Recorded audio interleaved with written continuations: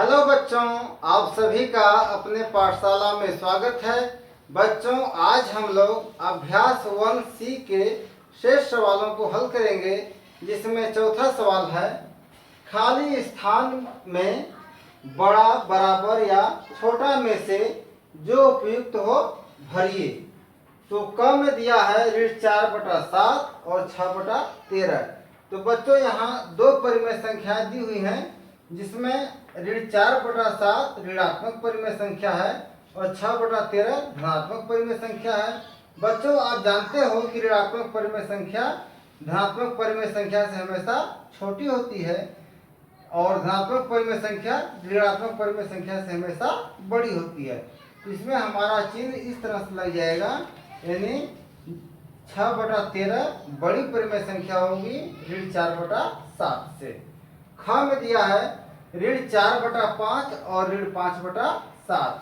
तो बच्चों यहाँ दोनों परिमेय संख्या ऋणात्मक परिमेय संख्या हैं और दोनों का हर जो है समान नहीं है।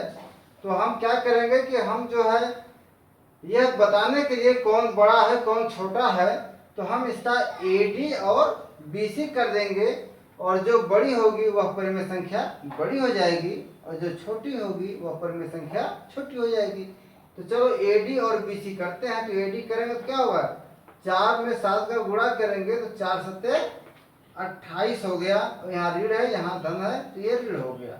और यहाँ क्या होगा, 5 पचे 25 हो गया और यहाँ धन है, यहाँ ऋण है, तो यहाँ ऋण हो गया। तो बच्चों आप देख रहे हो कि ये ऋण 28 है, ऋण 25 है। तो ऋण 25 जो है ऋण 28 से बड़ी संख्या है। आप संख्या रेखा पर देखे हैं कि ऋण 25 जो है ऋण 28 से राइट साइड में होता है। तो जो दाहिने साइड में होता है, जो राइट साइड में होता है, अपने लेफ्ट वाली संख्या से बड़ी होती है। तो ऋण 25 हमारी जो है बड़ी है, अर्थात ये ऋण 5/7 जो है बड़ी परिमेय संख्या है ऋण 4/5 से। ठीक, अब अगला सवाल देखो। ग में क्या है, ऋण 7/8 है और 21/24 है। तो बच्चों यहाँ देखो हर जो है धनात्मक नहीं है और हमें तुलना करते समय सर्वप्रथम हर को धनात्मक किया जाता है। तो जब हर धनात्मक करेंगे तो यह ऋण 7/8 लिख देंगे क्योंकि यह धनात्मक है। और यहाँ क्या हो जाएगा, अब जब इसे डिनोमिनेटर को हम धनात्मक करेंगे, हर को धनात्मक करेंगे, तो हमारा अंश ऋणात्मक हो जाएगा, क्योंकि ऋण 1 और गुणते ऋण 1 और गुणते ऋण 1 का गुणा करेंगे तो यह ऋण ऋण धन हो जाएगा। यह धन और ऋण मिलके ऋण हो जाएगा, तो यह हो जाएगा ऋण 21/24। अब बच्चों देखो, अब हम क्या करेंगे कि इसका AD कर दें और BC कर दें। तो AD करेंगे तो 7 चौके 28 और 7 दूनी 14 2 16 168 हो गया। और यहाँ ऋण है और यहाँ धन है, तो ये ऋण हो गया। अब ऐसे करो BC, तो 8 एकम 8 और 8 दूनी 16 और यहाँ धन है, यहाँ ऋण है, तो यहाँ ऋण हो गया। तो आप देखें कि दोनों बराबर हो गए ना। तो ये बराबर हो गए दोनों, अर्थात ये हमारी जो ऊपर दी हुई परिमेय संख्या ग में है, ये दोनों बराबर है एक दूसरे के। ठीक, अब चलो घ देखते हैं। घ में क्या दिया है, ऋण 9/10 और यहाँ है 8/9।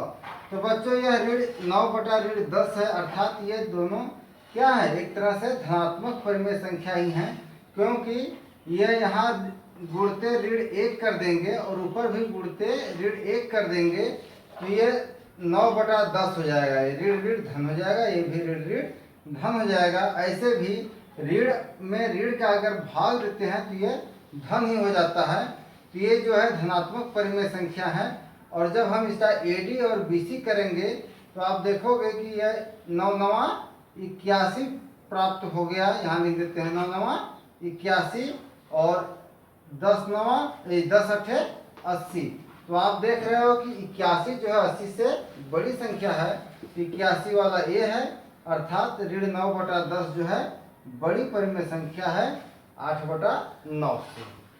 तो बच्चों इस तरह से हम लोग चौथा सवाल लगा चुके। अब जो है पांचवा सवाल। पांचवा सवाल है निम्नांकित परिमेय संख्या को आरोही क्रम में लिखिए। तो बच्चों आरोही क्रम का मतलब होता है बढ़ते हुए क्रम में, अर्थात सबसे छोटी संख्या पहले लिखेंगे, फिर उससे बड़ी लिखेंगे, फिर उससे बड़ी लिखेंगे, फिर उससे बड़ी लिखेंगे। तो इस क्रम को हम कहते हैं आरोही क्रम। तो बच्चों यहाँ 4 परिमेय संख्या दी हुई हैं, जिसमें 3/5, 7/10, 8/15 और 17/30। तो बच्चों सर्वप्रथम हमें यह ज्ञात करना पड़ेगा कि इन परिमेय संख्याओं में सबसे छोटी परिमेय संख्या कौन है और उससे बड़ी कौन है, फिर उससे बड़ी कौन है और फिर सबसे बड़ी कौन है। तो हम क्या करेंगे कि इनकी तुलना करेंगे, और तुलना करने के पहले आप जानते हो कि अगर किसी भी परिमेय संख्या का हर ऋणात्मक होती है तो उसे हमें धनात्मक करना पड़ता है। तो चलिए सभी का हम पहले क्या करेंगे, हर को धनात्मक करेंगे। तो हर धनात्मक करने पर हमें जो परिमेय संख्या प्राप्त होगी वो इस प्रकार होगी। जैसे यहाँ तो देख रहे हो 3/5 है, तो 3/5 लिख देंगे, क्योंकि यहाँ हर जो है धनात्मक है। इसमें ऋण 7/10 है, तो यहाँ भी हर धनात्मक है, तो ऋण 7/10 लिख देंगे। फिर आगे है 8/15, तो यहाँ ऋण 15 है, तो हम इसे धनात्मक करेंगे हर को, तो हमारा जो है अंश है वो ऋणात्मक हो जाएगा। ये हो जाएगा ऋण 8/15। फिर है ऋण 17/30, यानी जब हम हर को धनात्मक करेंगे तो यहाँ अंश भी धनात्मक हो जाएगा, क्योंकि अंश भी ऋणात्मक है। ये हो जाएगा 17/30। अब बच्चों हमारा हर जो है धनात्मक हो गया। अब क्या करेंगे, अब हर को हम समान करेंगे। तो हर समान करने के लिए जितने हर दिए हुए हैं 5, 10, 15, 30, सभी हरों का हम एलसीएम निकालेंगे, लघुत्तम समापवर्ती। तो एलसीएम निकालेंगे तो हमारा हो जाएगा 5, 10, 15 और 30। तो आप एलसीएम निकालना जानते हो, नहीं भी जानते हो तो सीख लो। सर्वप्रथम हम 2 का भाग देते हैं, 2 से डिवाइड करते हैं, तो 5 नहीं कटेगा, 10 कट गया, 2 5 10, ये 15 नहीं कटेगा, फिर ये 30 कट जाएगा 15 बार में। फिर देखो हम 2 से अब भाग नहीं जाएगी, ना 5 कटेगा ना 15 कटेगा। अब हम 3 से डिवाइड करेंगे, 3 से भाग देंगे, तो ये 5 नहीं कटेगा, ये भी 5 नहीं कटेगा, 3 5 15 और 3 5 15। अब फिर 5 से देंगे तो सभी जो है कट गए। तो बच्चों इसका एलसीएम हो गया 5 3 15 दूना 30। तो हम यहाँ सबका हर 30 कर देंगे, सबका हर क्या कर देंगे, 30 कर देंगे। तो जब सबका हर हम 30 करेंगे तो अर्थात जो 3/5 है, अब क्या हो जाएगा, 5 की जगह यह 30 हो गया। ऋण 7/10 की जगह यहाँ 10 की जगह 30 हो गया। तो जब 5 की जगह 30 हो गया, अर्थात यहाँ अंश की जगह अब क्या होगा, तो हम 5 का भाग देंगे 30 में, 5 6 का 30, 6 बार गया, अर्थात इस 5 में 6 का गुणा किया हुआ है, तब 5 6 का 30 हुआ।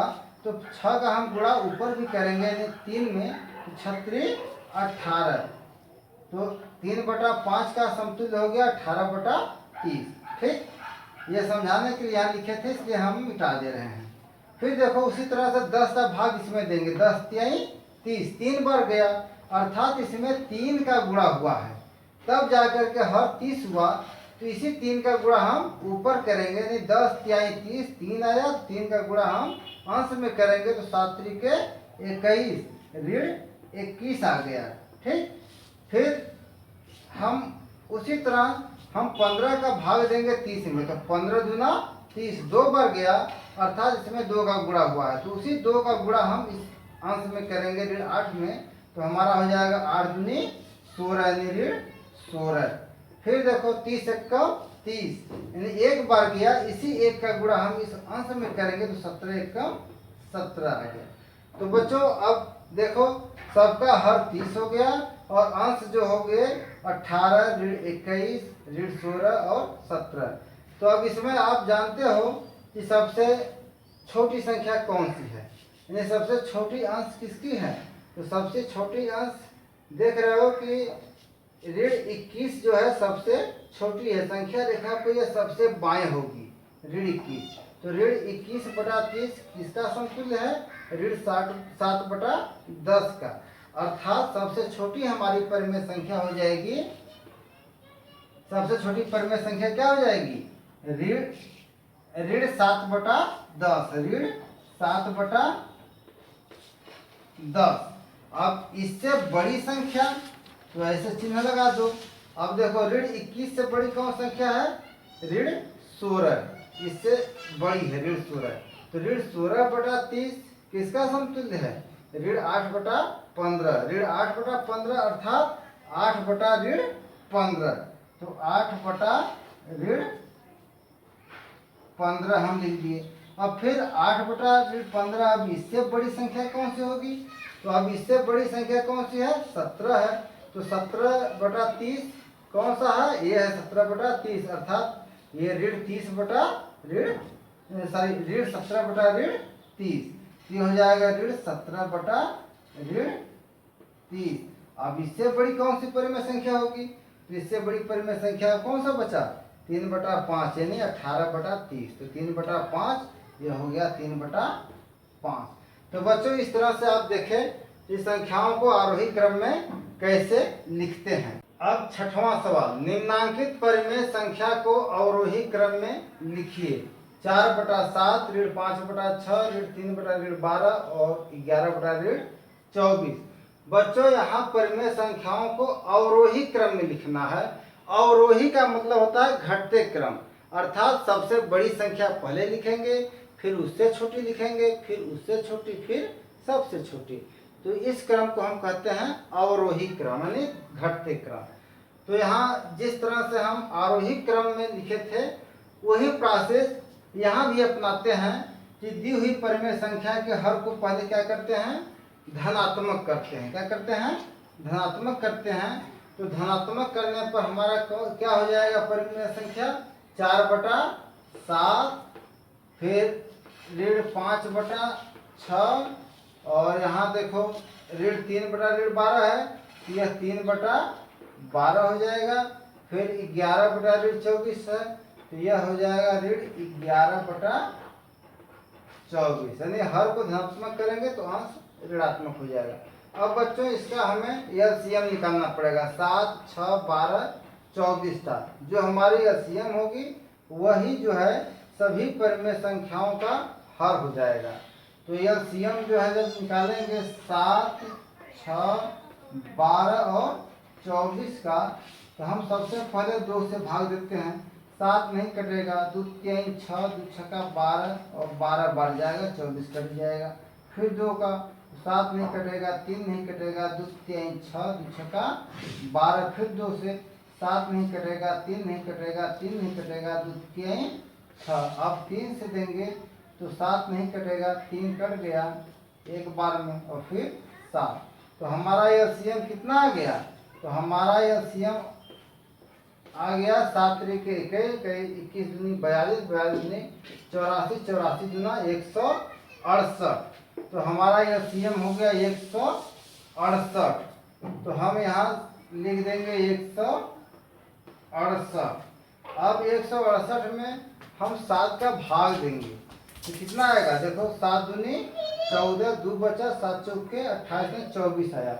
इस 24 में 4 का गुणा कर देंगे तो 4 चौके 16, 4 दूनी 8 है 9, 96 हो गया। ठीक, यानी अब 4/7 का समतुल्य हो गया 96/168। ठीक, अब देखो दूसरा 6 का भाग देंगे इसमें, 6 दूनी 12, 4 बच गया, फिर 48 हो गया, 6 8 48 में 28 बार गया। फिर इसमें 5 का गुणा कर दो तो 5 8 40, 4 बचा, शेष 4 हासिल बच गया और 5 दूनी 10, 4 14। और यहाँ ऋण है तो धन और ऋण का गुणा ऋण हो जाएगा, ऋण 140 हो जाएगा। फिर देखो 12 का इसमें भाग दोगे तो 12 1 का 12, 4 बचा, फिर 48 हो गया, 12 चौके 48 में 14 42 हो गया। और फिर यहाँ 24 का भाग देंगे तो 7 बार में कट जाता है। 7 से गुणा करो, 7 चौक 28, 7 14 16 हो गया ना। तो 7 बार आया और 7 का गुणा जब इसमें करेंगे तो हमारा ऋण 77 हो जाएगा। तो बच्चों यहाँ आप देख रहे हो कि अंश जो हो गए अंश जो हो गए 96, ऋण 140, 42, ऋण 77। अब इसमें हम तुलना करेंगे कि सबसे हमारी बड़ी कौन सी संख्या है। तो आप देख रहे हो कि सबसे बड़ी 96 है। सबसे बड़ी कौन सी संख्या है? 96। और 96 वाला परिमेय संख्या कौन है? 4/7 है। इसी का समतुल्य 96/168। ये 4/7 सबसे बड़ी संख्या हो गई। तो हम 4/7 जो है लिख देंगे और इसे सबसे बड़ी दिखा देंगे। अब क्या है? अब इससे छोटी संख्या कौन सी है? 96 के बाद चलोगे तो 42। 96 के दूसरे नंबर पर आए, मतलब यह छोटी संख्या होगी, इससे छोटी 42। तो 42/168 किसका समतुल्य है? 3/12। अर्थात 3/12 का मतलब ऋण 3/12। तो फिर हो गया ऋण 3/12। फिर अब इसके बाद कौन सी बड़ी संख्या है? यानी छोटी संख्या, सॉरी। अब इसके बाद कौन सी छोटी संख्या है? तो अब इसके बाद जो है छोटी संख्या होगी ऋण 77। तो ऋण 77/168 किसका समतुल्य है? ऋण 11/24 का। अर्थात ऋण 11/24, 11/24 का समतुल्य है। तो हो गया 11/24। और फिर सबसे छोटी कौन संख्या होगी? ऋण 140। तो ऋण 140/168 किस परिमेय संख्या के समतुल्य है? तो ऋण 5/6 के समतुल्य है। तो ऋण 5/6 जो है सबसे छोटी संख्या हो गई, ऋण 5/6। तो बच्चों इस तरह से आप देखें कि अवरोही क्रम में हम किस तरह से दर्शाते हैं। और जहाँ तक मुझे आशा है कि आप लोगों को अभ्यास 1C के सभी सवाल समझ में आ गए होंगे। आप सभी को बहुत बहुत धन्यवाद।